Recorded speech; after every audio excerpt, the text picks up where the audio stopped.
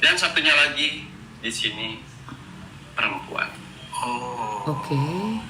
Ya, saya tidak bisa menyebutkan, mendetailkan profesinya apa, bidang pekerjaannya apa. Saya hanya melihat di sini kegembiraan dari ketiga orang tersebut, 2 laki-laki dan 1 perempuan. Yang saya lihat di sini mereka mempunyai dendam dengan bertujuan untuk menghancurkan Ruben Onsu.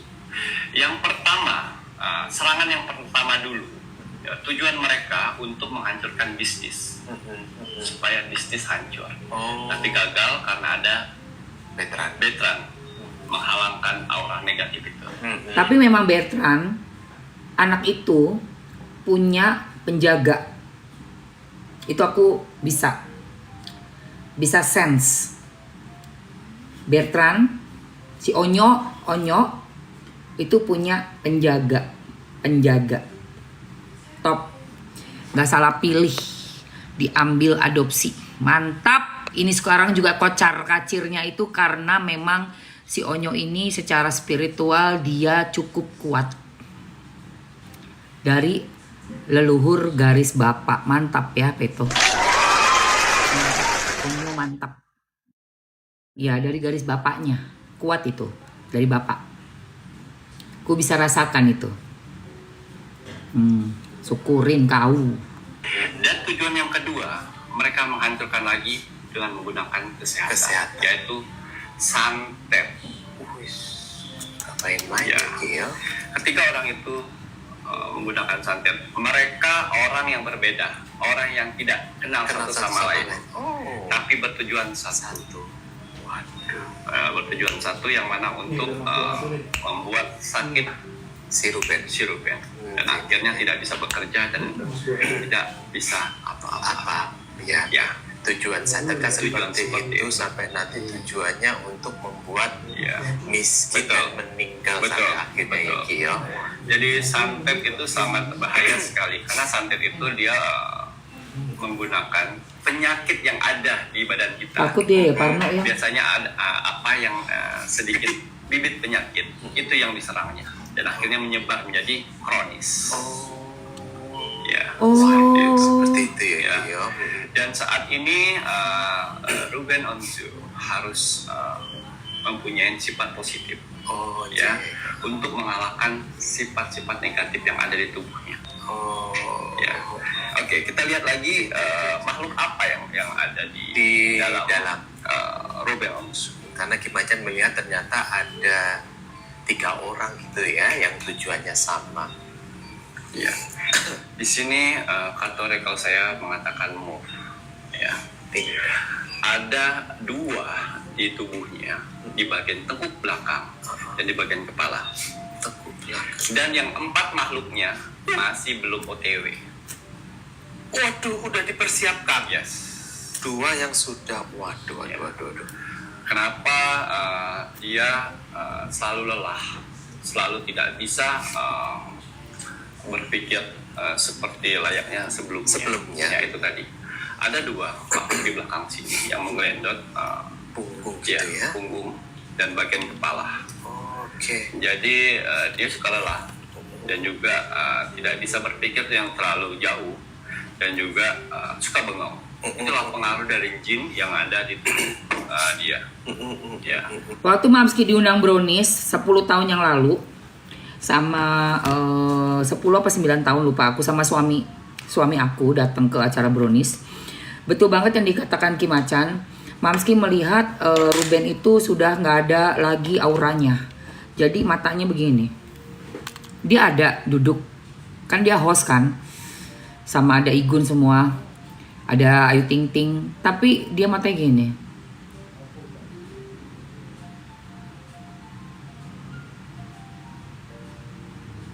Iya bagus gitu, kasihan banget. Terus kata Mas Bagus pas kita pulang, aduh itu sakit apa ya, aku kasihan banget ya. Kayak udah nggak ada, udah kayak separuh doang, tinggal separuh, ngerti nggak? Itu benar tuh Kim Macan. Matanya tuh begini. Udah bener-bener.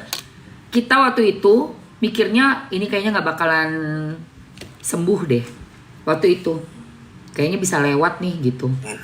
Pengaruh ini sangat berat sekali. Karena Jahat, jam-jam ya. tertentu bakal merasakan yang namanya pusing, lemas, mati rasa, dan juga badan bisa panas dingin di hari-hari tertentu dan di jam-jam tertentu. Betul. Wow. Ya. Energi diisep. Panas dingin Ya. di hari-hari tertentu dan jam-jam tertentu gitu Ya, ya Ki ya. betul. Nah, Energi yangnya kan orang itu kan ada yin and yang. Ini energi yangnya diambil. Ngerti nggak? dan melihat, mohon maaf ya Rek ya, ini saat ini yang sudah yang mempengaruhi si Ruben Onsu itu ada 2 astral gitu ya Ki ya, tetapi ada 4 yang sudah dipersiapkan juga. Nah Kimacan sudah melihat, mohon maaf, terlihat tidak 4 yang dipersiapkan itu apakah dari semuanya yang ketiga orang itu atau hanya beberapa saja? Ya, jadi ketiga orang Dari ketiga orang. Terus yang kedua yang sudah mempengaruhi itu dari saingan bisnis bisnis. dan yang satunya yang perempuan. Oh yang perempuan, berarti yang satunya Ya. waduh Rek, waduh Cici. Tapi mereka sudah mewakilkan semuanya. Mewakilkan semuanya Yuki yo. Betul. Waduh. Jadi ini benar-benar diserang. Jadi kalau misalnya Baiklah. ya saya sebagai spiritual menyarankan kita boleh ke medis, boleh ke non medis. Betul. Tidak ada salahnya untuk ikhtiar untuk betul. kesembuhan. Betul.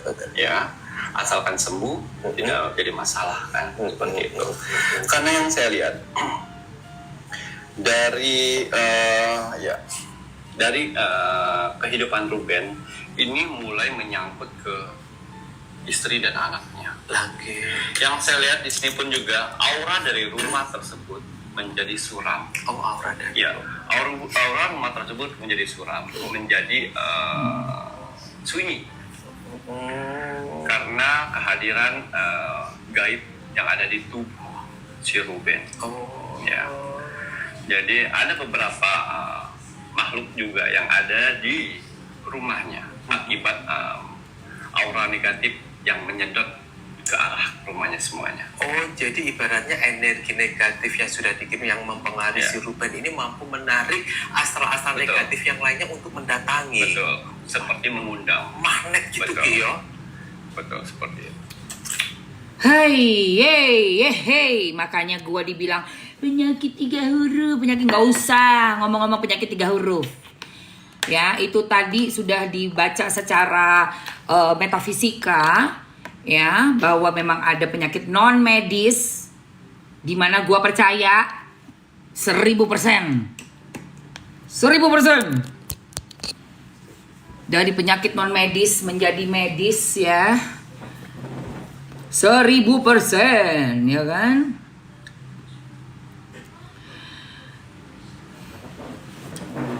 Justru orang-orang yang pura-puranya nggak percaya, orang yang pura-puranya kau jangan percaya itu, tapi dia yang paling getol banget. Tolong dong Mbah, tolong dong Nyai ya, tolong dong Mbak Yu, tolong saya, tolong dan tolong. Seperti itu. Ya, pura-puranya seolah-olah nggak percaya. Gue sih paling nggak percaya.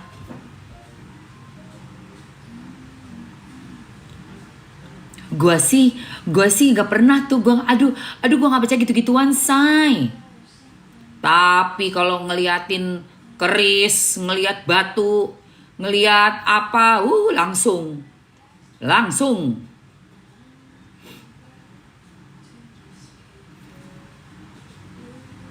Ngerti nggak? Dan lucu ya, orang yang ngotot banget mempengaruhi biar orang tuh nggak percaya yang gaib, tapi mengakunya beragama. Lucu. Sementara di agama semua itu yang gaib sudah diceritakan dari zaman Adam dan Hawa. Si gaib ini kan jadinya kan kontradiksi ya. Jadi berlawanan gitu loh. Mengakunya orang beriman, tapi pada saat kita dihadapkan oleh yang gaib dan kita berbicara nih tentang hal yang gaib, dienyek gitu, diketawain. Hari gini masih percaya gitu-gitu, tapi ngakunya orang bertuhan, lucu nggak? Sementara di dalamnya Alkitab, di Al-Quran, di semua kitab-kitab agama yang kita tahu ya di dunia ini, diawali dengan hal yang gaib. Setan membujuk, mengelabui Hawa dan Adam dan Hawa sehingga turunlah ke dunia. Kan begitu. Setan tuh siapa ya? Gaib. Gimana sih? Mengganggu manusia? Ya iya, itulah tugasnya, kerjaannya. Pada saat disuruh menyembah kepada ciptaan Allah yang paling terbaru gitu ya, malaikat nurut. Si malaikat yang satunya ini ya setan ini gak mau, sombong, angkuh. Itu loh, itu tuh basic dari keimanan seluruh agama. Basicnya yaitu melawan godaan seton, demit. Gitu loh, say. Kok lucu gitu?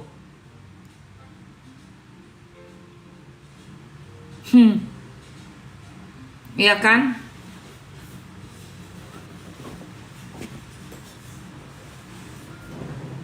Tapi ku ambil kesimpulan, guys.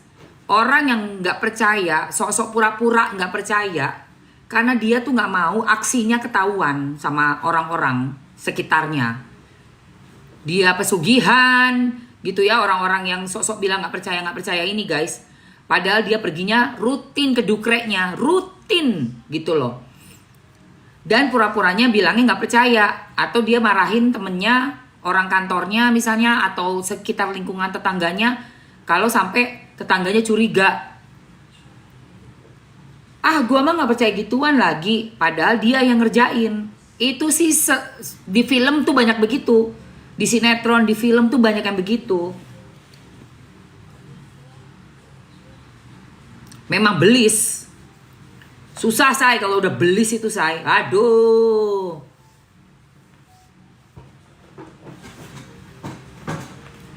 Sampai ini nih ada nih ya, cucunya dari Atuknya itu jago, orang pinter gitu ya. Nih namanya nih lucu nih, ini cewek ini lucu, guys. Dia sampai ngejelasinnya sampai gemes nih. Sama kayak gua, sok-sok bilang nggak percaya lah, ngenyek orang, padahal sendirinya pelaku. Nih ada nih dia ngomong nih. Namanya cewek itu siapa sih? Simpanan Rusia deh kalau nggak salah. Simpanan Rusia, lucu deh dia ngomong itu, belak-belakan banget. Dadedor deh kalau ngomong, demen gua.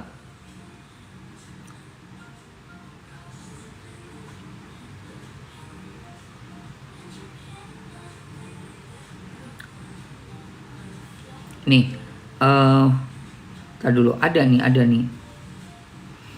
Dadedor dia kalau ngomong, seru banget, say.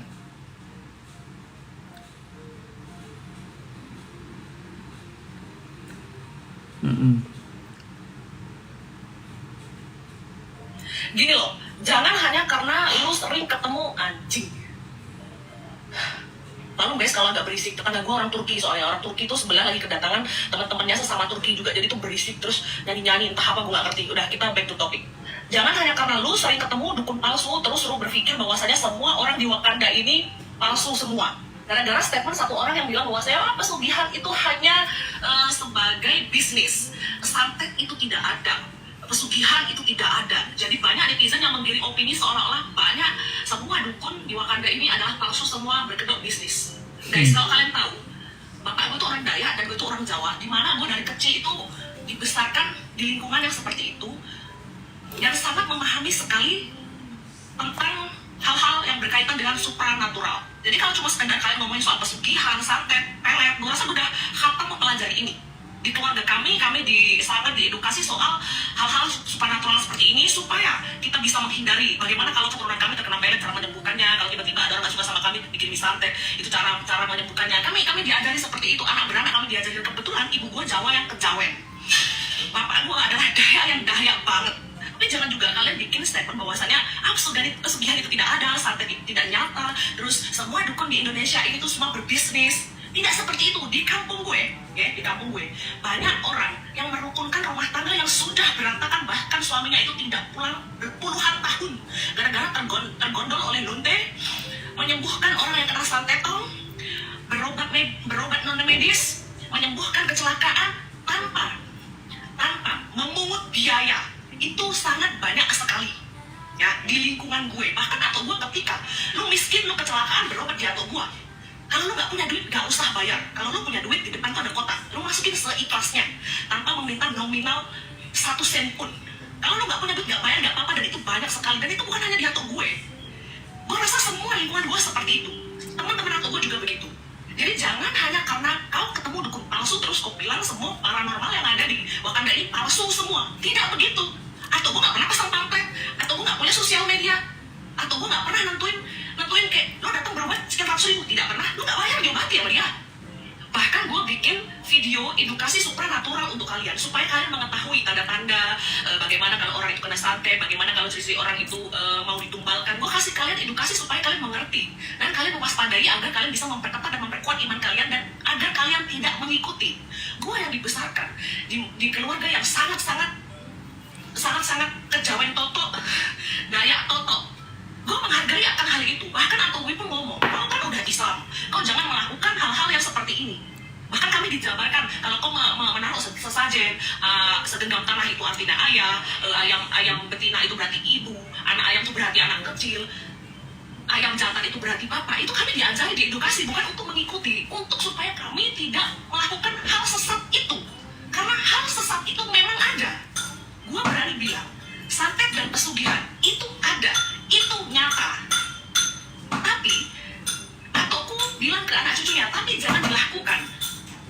Tapi kalau kau sudah tahu ada teman kau, saudara kau melakukan hal itu, tolong ingatkan. Tapi kalau kau sudah punya ilmu yang atau kasih seperti edukasi spiritual, kau nggak boleh sombong, kau nggak boleh mengecilkan kepercayaan orang lain. Aku ngerti, aku dibekali ilmu seperti itu dari kecil. Tapi bila aku ketemu orang, terus aku bilang, kau sesat, kau salah, kau naruh sesajen di atas pohon, itu namanya kau mengorbankan keluarga kau, kau sesat. Nggak gitu. Menghargai, walaupun gue ngerti dia tengah melakukan kesesatan, tapi gue tidak menjustifikasi orang. Walaupun gue tahu mana itu dukun palsu, mana itu dukun beneran. Terus nggak pernah gue bilang, kau bisnis, kau palsu. Nggak begitu. Menjadi itu bisnis, kau menjadi itu bisnis, kau menjadi itu penipu palsu. Nggak melulu soal itu, pesugihan itu bisnis. Nggak harus seperti itu. Orang bilang lu mau mengedukasi supaya orang nggak tersesat, tapi caranya tidak seperti itu. Kita harus saling menghargai. Agama di Indonesia ini ada 5. Lu ngerti nggak sih maksud gue gitu loh? Tangga gue di Jawa sana yang masih betul-betul kejawen toto, itu tuh masih banyak. Melakukan juga sesaji, bahkan di saat suro itu melakukan hal seperti itu. Tapi kalau gue nggak senang, kalau gue harus mengingatkan, gue tidak melulu bilang, itu salah, itu haram, itu sesat, itu dosa. Tidak begitu.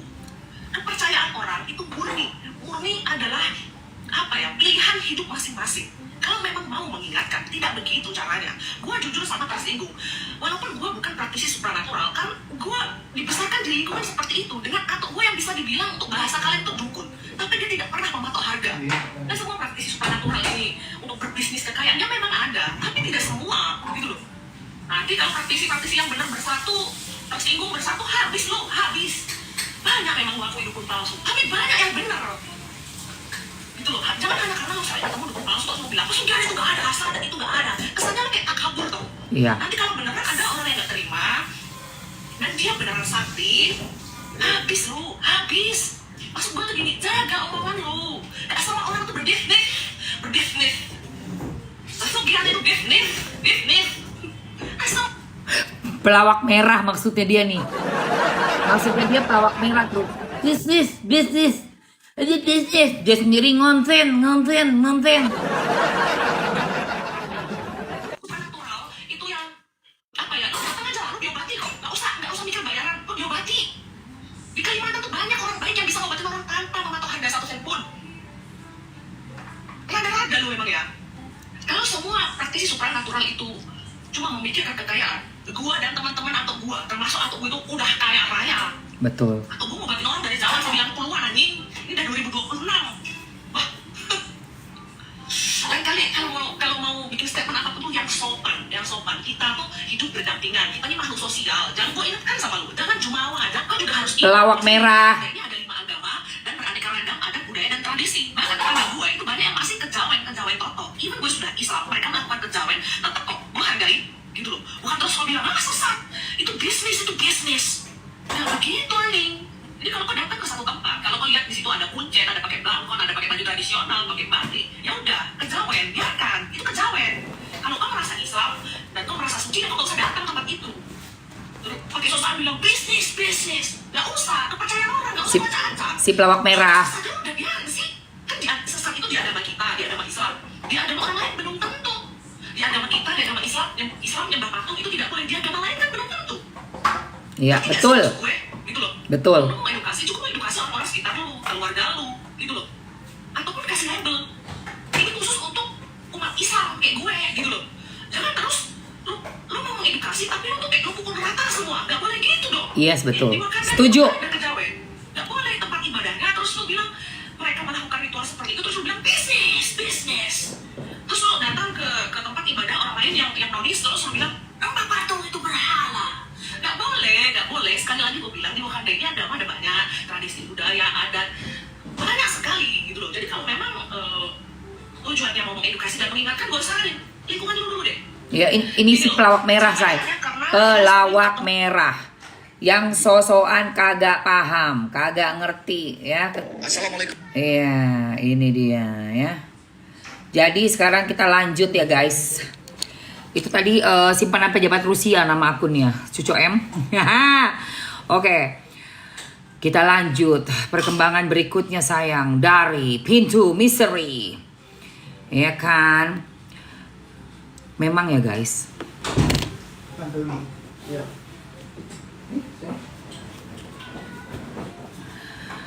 Kenapa sulit mendeteksi orang-orang yang memakai ilmu hitam? Karena mereka berlindung di balik kedok pastinya. Seperti pura-pura alim, pura-pura gak percaya, dan bilangnya gue nih modern, gue paling modern. Gue punya agama dong, jadi gue gak percaya begitu-begituan. Padahal dia yang paling pertama kali diawali semuanya untuk nyari duit gitu. Dengan cara menyembah demit. Nah, mari kita lanjutkan kemarin. Bagaimana tentang ada sosok yang bernama Ratu Kiwi. Bukan munafik aja itu, belis itu. Itu terlicik, say. Terlicik. Aduh, super duper licik. Ya, hati-hati. Super duper licik dan kita harus berhati-hati ya. Nah, ini. Kalau kalian pikir aku lagi mau pasang lampu, kalian salah ya. Karena aku Ratu Kiwi. di rumahku aman selama ditinggal mudik. Jadi ini smart CCTV. Saya yang akan mensortir. Ya, percaya. Nih. Room tidak bakal bisa sayang. Kamu dapur. Nah nih, kenapa? Sama persis ceritanya. Oh, jangan terlena dengan sebuah karma ya, pakaian baju.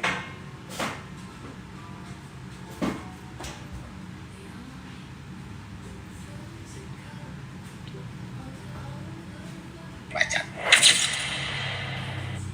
Udah.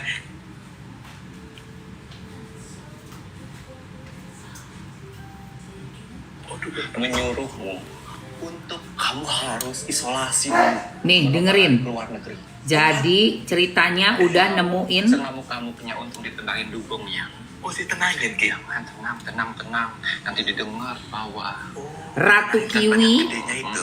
lagi mau minum tantrum. menendang petarung tidak bakal bisa sayang. Kamu masih dipengaruhi oleh si jin pesugihan itu. Kamu harus tahu jangan NVD Jangan NPD. dan bilang apa salah saya kok bisa-bisanya topeng itu mengacak-acak saya terus kata dia gitu. Mengganggu kehidupan saya. Lupa wajah saya jadi Tumbalnya tumbal kemarin. sajikan untuk dijadikan tumbal. Lupa NPD Lagi gigi ya. pintar sekali. Di belakang layar beda, di depan layar beda. Beda, betul. Maafkan dia Ki ya. Mantap pokoknya. mantap gitu ya. Dia ngeraung, dia nangis, dia lempar tuh handphone ya. Wah, lemari. Seru nih, Re. Tenang. Karena pas siangnya ya, mau live. Tenang, nggak boleh kayak gitu. Tenang, tetap fokus. Saya kenapa ya? Saya nggak pernah mengganggu dia. Lupa lah kok. Kamu lupa. Ingetin. Nah itu Kang, ingetin itu, anumu itu. Aduh. Ya. Kenapa sih selalu obrak-abrik mau bikin gaduh? Hai. Batu Aduh, Sofia. enak banget wanginya, guys. Saya tidak akan turun dan saya tidak akan mundur sejengkal pun. Ya, kalau kamu masih merugikan orang lain, ya, untuk ambisi busukmu, saya tidak akan mundur sejengkal pun. Junjunganmu saja. Wangi banget, gila. Saya obrak-abrik. Apalagi kau. Tuh, ya. Silakan berkarya. Mau pergi ke ujung berung pun, saya tahu. Wangi banget, mau parfum. Dukun palsu.